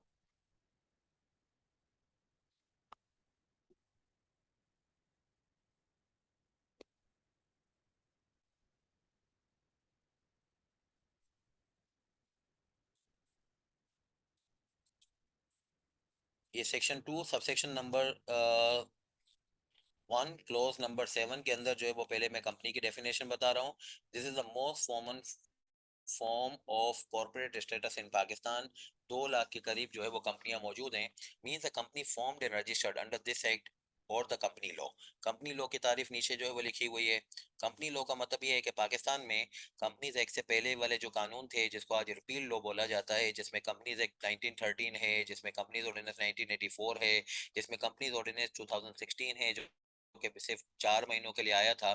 तो अगर आप पाकिस्तान में कंपनियों के नाम से कंपनियों को जानोगे, तो उनकी बर्थ सर्टिफिकेट या तो कंपनीज एक्ट की होगी, या फिर 1913 के कानून के तहत होगी, 1984 के कानून के तहत, 2016 के तहत होगी। तो बहरहाल जो भी जो है वो आपकी बर्थ सर्टिफिकेट का डॉक्यूमेंट होगा, उसके तहत आपकी जो है वो कंपनी की स्टेटस एस्टेब्लिश हो गई। इन चारों में से कहीं पे भी आपकी डोमिसाइल हो, तो आपकी कंपनी की स्टेटस एस्टेब्लिश हो गई, सेपरेट एंटिटी का कॉन्सेप्ट एस्टेब्लिश हो गया। जो अभी किसी उस्मान ने कहा कि भाई लिमिटेड लाइबिलिटी का कॉन्सेप्ट, वो भी एस्टेब्लिश हो गया। मगर ये सेपरेट एंटिटी, लिमिटेड लाइबिलिटी का कॉन्सेप्ट तो बॉडी कॉर्पोरेट के अंदर भी है। तो वो कैसे आते हैं, वो उसमें कौन कौन लोग शामिल हैं, जरा वो देख लेते हैं। Section 2 sub section 1 clause number 9 के अंदर आइए।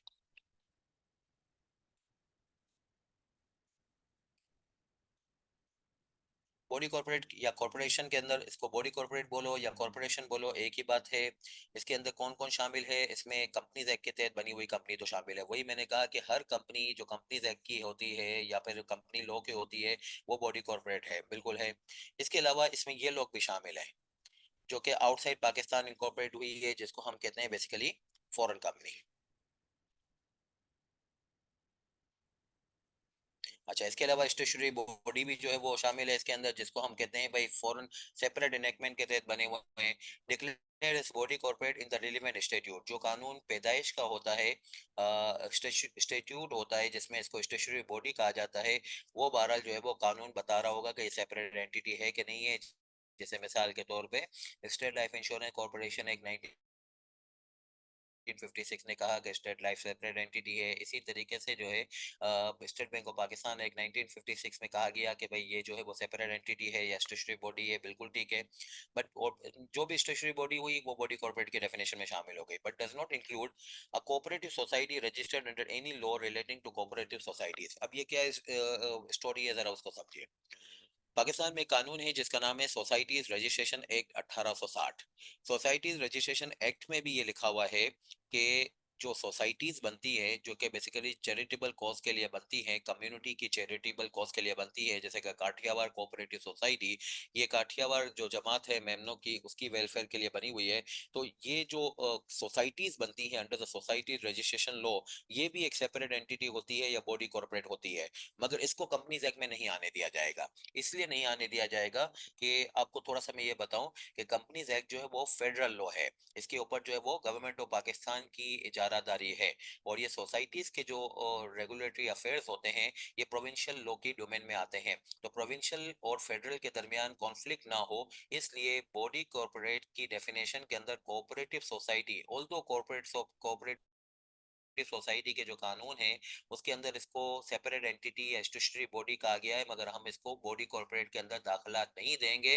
बॉडी कॉर्पोरेट के अंदर दाखिला आएगा तो कंपनीज एक्ट की इस्तेमाल होनी शुरू हो जाएगी। कंपनीज एक्ट की इस्तेमाल शुरू हो जाएगी तो फेडरल गवर्नमेंट की इख्तियार आ जाएगी। फेडरल गवर्नमेंट का इख्तियार आ गया, वहां पे प्रोविंशियल गवर्नमेंट के अंडर में ऑपरेट होने वाले इदारों के साथ तसादुम का खदशा है, इसको यहाँ पे दाखिला बंद। या फिर ये कि कोई और एंटिटी हो जो कि बहरल कंपनी ना हो, यानी ये चीज ना हो, जिसको is defined in the act or any other law for the timing which the concerned minister in charge, यानी कि फाइनेंस मिनिस्टर जिसको नॉर्मली कहा जाता है concern minister in charge of the federal government, specify कर दे कि इसको भी निकाल दीजिएगा। यानी कि इन दोनों के बारे में, इसको तो दाखला हो गया बॉडी कॉर्पोरेट में, इसका भी दाखला हो गया, इसका भी दाखला हो गया, सिवाय कोऑपरेटिव सोसाइटी को छोड़ के। फिर इसके अलावा एसआरओ के थ्रू इन दोनों में से किसी को भी एसआरओ के थ्रू एक्सक्लूड कर दिया जा सकता है कि भाई आप बॉडी कॉर्पोरेट में नहीं आएंगे। बॉडी कॉर्पोरेट की डेफिनेशन में न आने का, दाखला निकालने का बेसिकली पर्पस ये होता है कि उसके ऊपर कंपनीज एक्ट अप्लाई नहीं होगा। इसको कभी भी बॉडी कॉर्पोरेट की डेफिनेशन से नहीं निकाला जा सकता। देखिए इसमें लिखा हुआ है कि कंपनी से एक्ट की जो कंपनी होगी उसको फेडरल मिनिस्टर इन इंचार्ज भी बॉडी कॉर्पोरेट की तारीफ से नहीं निकाल सकता। डज नॉट इंक्लूड के अंदर अगर जो है वो एसआरओ के थ्रू किसी को एक्सक्लूड किया जाएगा तो वो नंबर 2 और नंबर 3 हो सकते हैं। अच्छा, आप जरा इसके ऊपर आप समझिएगा, एक छोटा सा इलस्ट्रेशन मैं आपको बताऊं।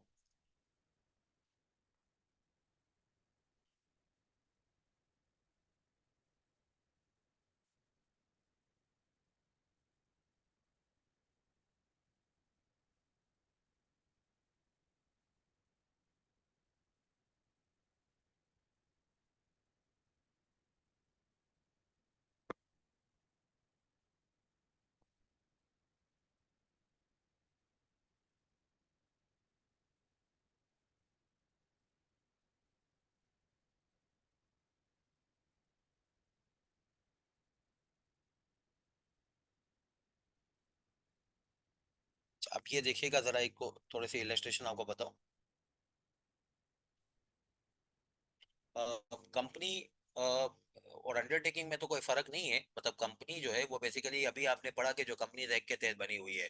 अंडरटेकिंग जो है वो कोई पार्टनरशिप फर्म भी हो सकती है। अंडरटेकिंग का टर्म जो है वो बेसिकली कोई recognise under the companies act नहीं है। या आप किसी को भी अंडरटेकिंग कह सकते हैं, आपके अपने बिजनेस सेगमेंट को भी अंडरटेकिंग कह सकते हैं। दिस इज द ऑर्डिनरी जो है वो वर्डिंग अबाउट एनी एग्जिस्टेंस जो कि माशरे में मशहूर हो जाए। चले। अच्छा, अब जरा मैं आपको बॉडी कॉर्पोरेट की तारीफ के अंदर ये लेके आ रहा हूँ। आइडियल लिमिटेड एक ऐसी कंपनी है जो पाकिस्तान में इनकॉर्पोरेट हो हुई है। और इसकी ब्रांच ऑफिसेज जो हैं वो ग्लोबल में है, यानी कि बेसिकली पाकिस्तान से बाहर है। दुबई भी है, लंदन में भी है for example. It is a company. और इसके साथ साथ बॉडी कॉर्पोरेट भी है, बिल्कुल सही है। जो कंपनी होती है वो हमेशा बॉडी कॉर्पोरेट होती है। एग्जांपल टू, आइडियल आईएनसी, जिसके नाम में लिमिटेड ना लिखा हो मगर वो कह रहे हो हम कंपनियां हैं, तो उसके नाम के आगे जो है वो 12 इस टाइप के वर्ड होंगे, आईएनसी वगैरह, तो इससे अंदाजा हो जाता है कि ये फॉरेन कंपनी है। ये एक ऐसी कंपनी है जो यूएसए में बनी हुई है। और इसकी ब्रांच ऑफिस पाकिस्तान में है, जिसको हम लोग अक्सर और बेशतर फॉरेन कंपनी के नाम से पुकारेंगे। ये बॉडी कॉर्पोरेट की डेफिनेशन में आ रहा है बिल्कुल। बट नॉट अ कंपनी, क्योंकि कंपनीज एक्ट के तहत नहीं बने हुए। मगर कंसर्न मिनिस्टर इंचार्ज के पास ये पावर है, फेडरल गवर्नमेंट का फाइनेंस मिनिस्टर जो है वो इसके बारे में ये इंदिया या बहरहाल एसआरओ जारी कर सकता है कि इसको आप बॉडी कॉर्पोरेट की डेफिनेशन से निकाल दीजिए। बॉडी कॉर्पोरेट की डेफिनेशन से निकला, कंपनीज एक्ट के एम्बिट से बाहर निकल गए। एग्जाम्पल 3, सुंदर कोऑपरेटिव हाउसिंग सोसाइटी। सोसाइटी के लॉ में ये लिखा हुआ है कि ये बॉडी कॉर्पोरेट है।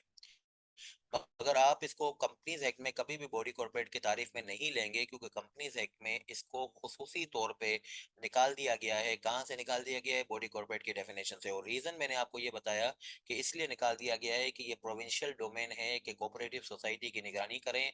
और कंपनीज एक्ट जो है वो फेडरल डोमेन है। और इसके ऊपर जो है वो बहरहाल कंपनीज एक्ट की जो है वो फेडरल डोमेन और प्रोविंशियल डोमेन जो कोऑपरेटिव सोसाइटी के दरमियान में तसादुम ना हो, इसलिए बहरहाल उसको बाहर निकाल दिया गया है। यानी कि कोऑपरेटिव सोसाइटी को कंपनीज एक्ट की डोमेन से बाहर निकालने के लिए इससे अच्छा तरीका नहीं हो सकता था कि उसको बॉडी कॉर्पोरेट की डेफिनेशन से निकाल दीजिए। अच्छा, अब दूसरी एक चीज जो है वो समझ लीजिएगा।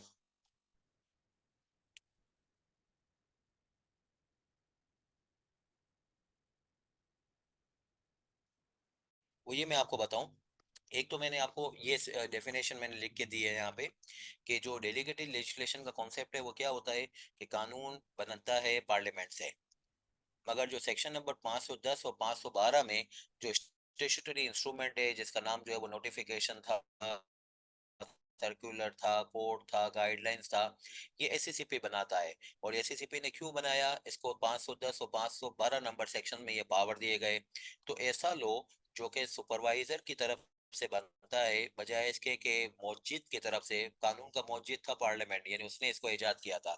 और इसका सुपरवाइजर किसको बनाया? एससीसीपी को। एससीसीपी ने अगर सुपरवाइजरी एक्टिविटीज के दौरान में कानून की बनाने की यानी फॉर्मेशन की एक्टिविटी भी कर ली, क्योंकि इसको इसका मैंडेट मिला था लिमिटेड सेंस में, दो सेक्शंस के अंदर। तो इस सूरत हाल में इसको कहा जाता है ये सेकेंडरी लेजिस्लेशन है। मेन कानून कंपनीज एक्ट प्राइमरी लेजिस्लेशन है, और इसके अंदर ये जो एसआरओ वगैरह जारी होते हैं इसको डेलीगेटेड लेजिस्लेशन कहते हैं।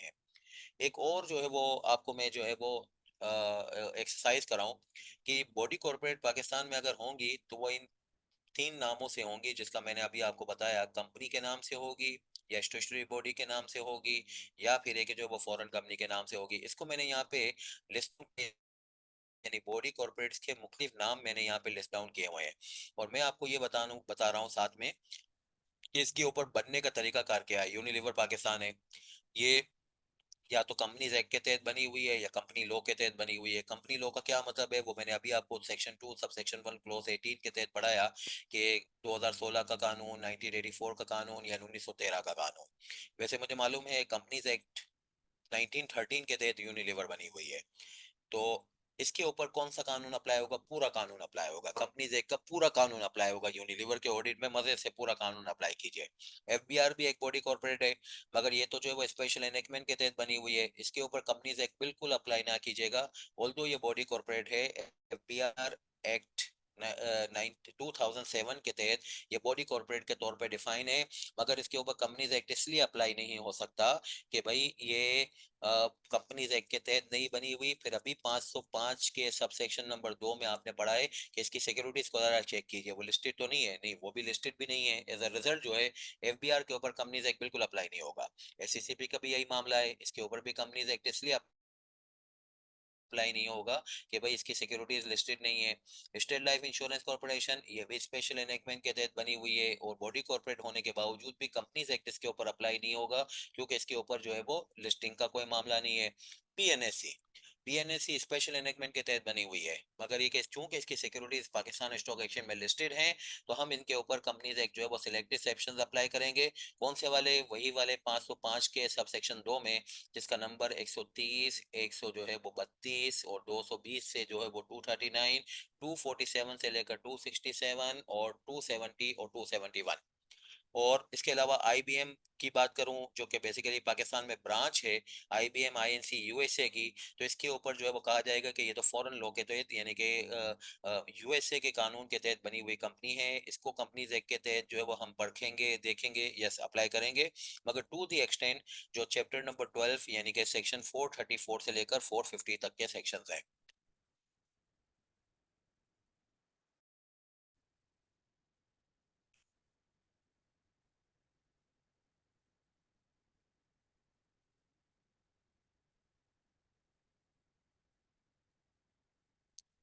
अच्छा, अब मैं आपको ये बताऊं कि ये फेडरल और ये प्रोविंशियल पावर की जो अभी मैंने बॉडी कॉर्पोरेट में बातचीत की, ये है क्या चीज? हमारे कॉन्स्टिट्यूशन में, जिसको हम कहा जाता है कि इस्लामी जमहूरिया पाकिस्तान का दस्तूर 1973, उसके अंदर ये लिखा हुआ है कि पाकिस्तान में कौन कौन से कानून फेडरल गवर्नमेंट बनाएगी, कौन कौन से कानून प्रोविंशियल गवर्नमेंट बनाएगी। ये लिस्टिंग है, इसकी कोई लॉजिक नहीं है। बहरहाल ये डिज़ाइन है, किसी जो है वो बहस व मुबाहिसों का नतीजा है और उसके ऊपर ये लिस्टिंग डिज़ाइन है। कॉन्स्टिट्यूशन के अंदर ये लिखा हुआ है कि भाई जो चीज़ फेडरल गवर्नमेंट बनाएगी, उसको जो यानी जिस चीज के कानून फेडरल गवर्नमेंट बनाएगी उसको कहा जाता है एफएलपी के कानून। एफएलपी का मतलब क्या? Federal legislative power. और जिस कानून को प्रोविंशियल गवर्नमेंट बनाएगी, जिसकी लिस्टिंग जो है वो कॉन्स्टिट्यूशन से याद की जाती है, तो उसको कहा जाता है ये पीएलपी के कानून है, यानी प्रोविंशियल लेजिस्लेटिव पावर के कानून है। कंपनीज एक्ट जो है वो फेडरल लेजिस्लेटिव पावर में यानी एफएलपी में आता है। अब क्यों आता है इसकी कोई लॉजिक नहीं है। This is the डिलिबरेशन between the federal government and the provincial governments and on the basis it is now a power of federal government के वो कॉर्पोरेट लॉ से मुतालिक कानून बनाएंगे। अब एग्जाम्पल है कि जो लेबर लॉ से मुतालिक कानून है पाकिस्तान में, या जिसको ऐसे बोलें कि एम्प्लॉयमेंट से मुतालिक कानून है, वो बेसिकली जो है वो प्रोविंशियल लेजिस्लेटिव पावर में आते हैं। अगेन क्यों आते हैं? मेरा तो इसके ऊपर ये पॉइंट ऑफ व्यू बनता है कि ये फेडरल के पास होना चाहिए, मगर मैं इसमें कुछ नहीं कर सकता। ये लिस्ट कॉन्स्टिट्यूशन में लिखी हुई है और उसके तहत ही वर्कआउट होगी। इसके अलावा अगर जो है वो मैं बात करूं कि सेल टैक्स की, तो सेल टैक्स पाकिस्तान में जो गुड्स के ऊपर लगता है वो फेडरल लेजिस्लेटिव पावर के कानून यानी सेल टैक्स एक्ट 1990 के तहत लगता है। और अगर जो है वो सर्विसेज के बाद के ऊपर बात करूं तो वो जो है वो प्रोविंशियल लेजिस्लेटिव पावर के तहत लगता है। क्यों लगता है? बहरहाल आपने और मैंने सबने वो लिस्ट याद की हुई है। तो इसके तहत जो है वो हम आज की क्लास में ये कंक्लूड कर रहे हैं कि फेडरेशन या बहरहाल फेडरल गवर्नमेंट जो है वो बेसिकली जो है वो मौजूद है या इजाद करने वाली है कंपनीज एक्ट के कानून को, जिसको बहरहाल जो है वो हमने पढ़ना शुरू कर दिया है। तो ये थी हमारी आज की क्लास। आपका कोई सवाल हो तो आप पूछ लीजिए, इंशाल्लाह अगली क्लास में फिर इसको मजीद बढ़ाएंगे। कोई सवाल है तो आप पूछ लीजिए।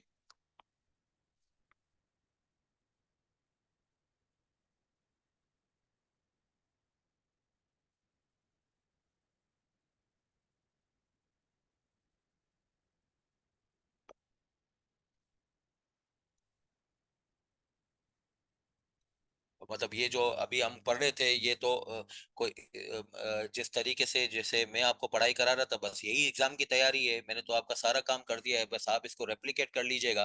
मेरे ख्याल में कोई आपको ऐसा महसूस नहीं होगा कि किसी जगह पे कोई तशंगी है, नहीं कोई चीज आपको मैंने करने को दी है।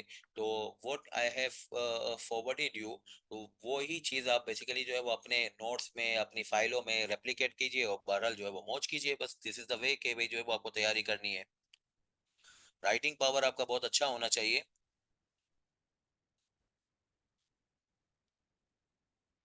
तो वो बहरहाल जरूरी है। तैयब खान कह रहे हैं सर बॉडी कॉर्पोरेट पे होल कंपनीज एक्ट नहीं अप्लाई होता। अरे यार फिर गड़बड़ कर रहे हैं। बॉडी कॉर्पोरेट में कंपनीज एक्ट भी आती है, कंपनीज एक्ट वाली कंपनी भी आती है तैयब। अगर कंपनीज एक्ट वाली जो है वो कंपनी आएगी बॉडी कॉर्पोरेट में, तो उस पर तो पूरा कानून अप्लाई होता है। अगर जो है वो बॉडी कॉर्पोरेट के अंदर फॉरेन लॉ वाली कंपनी है, तो उसके ऊपर 17 सेक्शन अप्लाई होते हैं। और बॉडी कॉर्पोरेट के अंदर अगर जो है वो स्टेचुटरी बॉडी आती है, तो उसके ऊपर कुछ भी अप्लाई नहीं होगा। हाँ, अगर सिक्योरिटी लिस्ट हो गई, तो उस सूरत हाल में 130, 132, 220 से 200 जो है वो 39, और 247 से 267, 270 और 271, इस तरीके से इसको देखा जाएगा।